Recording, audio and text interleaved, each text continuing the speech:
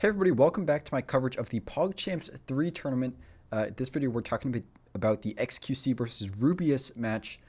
So xQc is up 1 point. He won the first game. If you missed that game, I'll put it up in the info box up there. You can check that out. Come back and watch this video. That game, xQc had the white pieces, so now xQc is going to have the black pieces. Once again, xQc is one of the favorites to win this whole PogChamps tournament. So Rubius needs to win this game to make the match go into Armageddon. Let's see if he can do it against one of the PogChamps favorites. The game starts off. We have e4, e5, knight f3, and knight f6. So Petrov's defense, or the Russian game.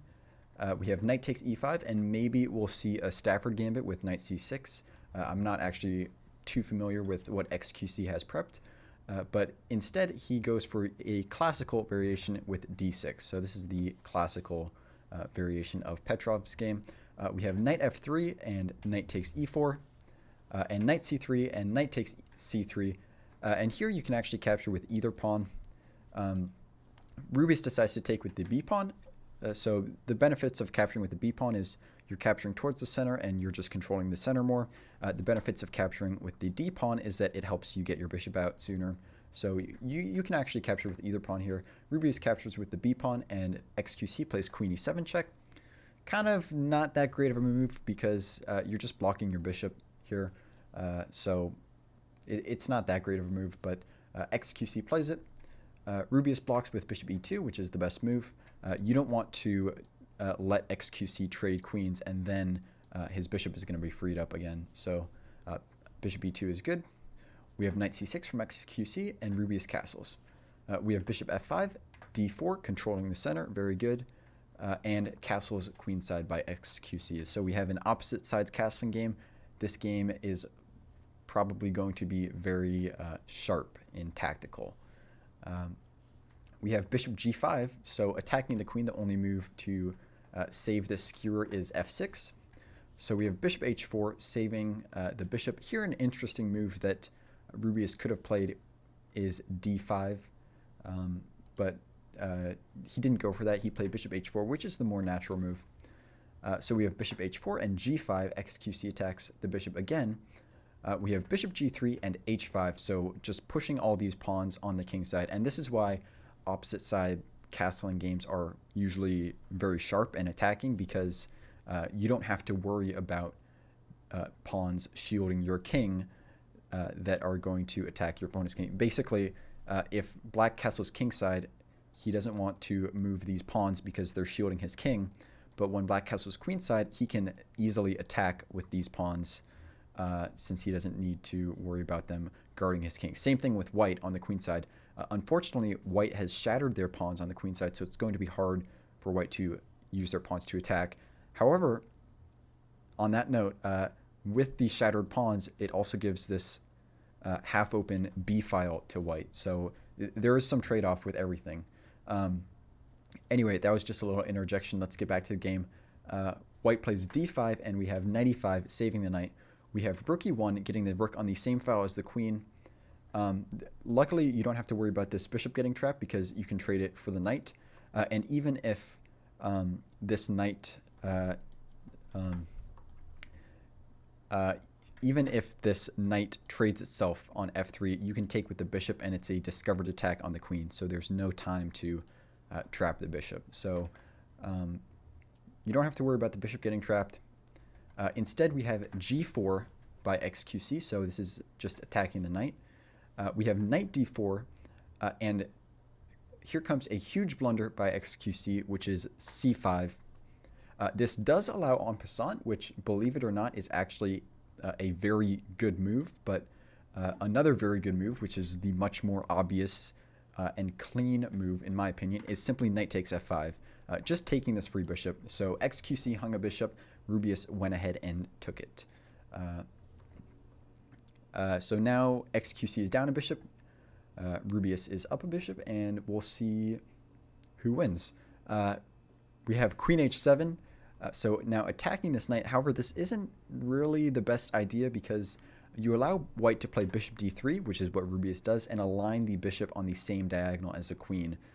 So now you basically have to take this bishop, which initiates another trade, which is not something you want to be doing when you're down in material. So probably queen h7 was not the best move, but xQc played it, and we have this trade. Knight takes d3, queen takes d3. So you have to take with the queen. You don't. If you take with the pawn to try to fix your pawn structure a bit, you hang your knight on f5. So you have to take with the queen to defend your knight. We have a6, so xQc starts pushing his pawns in front of his king. I think he's going for b5, and this is kind of a solid structure, I guess is what he's going for, but it's actually can be broken down very easily. So I don't really like this plan from xQc, and Rubius does a great job of taking advantage of this. We see rook a b1, and b5 xQc goes or gets this structure that I think he was going for, and unfortunately we have c4 from Rubius. So xQc wants to close things down. He plays b4, and Rubius continues trying to open things up. xQc has opened up his king, so Rubius is trying to take advantage of this. We have a3 and a5, and not taking on b4. That is playable, but I think the move Rubius played is even more accurate, which is c3, and this is just great technique, just, you know, ripping open this b file, and it's going to be really hard for black to defend this here. So I really like this move c3 from Rubius. xQc sees that the b file is going to be opened up whether he wants it or not, so he ends up taking this b pawn anyway to avoid losing material. We have b takes c3, and queen takes c3 from Rubius, and this hangs the knight on f5, but it's totally okay because black's king is just too exposed. If black takes time grabbing this knight, then black will likely get checkmated after queen takes f5 and queen takes a5. This is actually a mate in 5, so black just doesn't have enough defense, and white's attack is too strong. So it's okay that you hang the knight, and this is actually what happened in the game. xQc played queen takes f5, and Rubius played queen b2, and here there's just no defense. The best defense is actually to sacrifice your queen for this rook, but obviously that is too obviously losing, so xQc doesn't go for that. Instead, he plays queen d7. This does not stop the mate in 1 yet, which is queen b8. So we're expecting Rubius to play queen b8, checkmate, and end the game, but Rubius has other plans. He sees that this queen used to be defending this f6 pawn, and now that's a free pawn, so he goes ahead and grabs that f6 pawn instead of going for checkmate. But he still has a massive attack, so maybe he can do something with it later. I don't know. That missed checkmate. Really sad that Rubius missed that, but what can you do? He can still bring it back with this attack. xQc plays bishop g7. Now Rubius needs to just make sure he doesn't let his attack fizzle out, and unfortunately that's exactly what he did with this next move. Not only did his attack fizzle out, but he lost material with it. He played queen takes d6. So I think what happened here is Rubius thought this was a free pawn.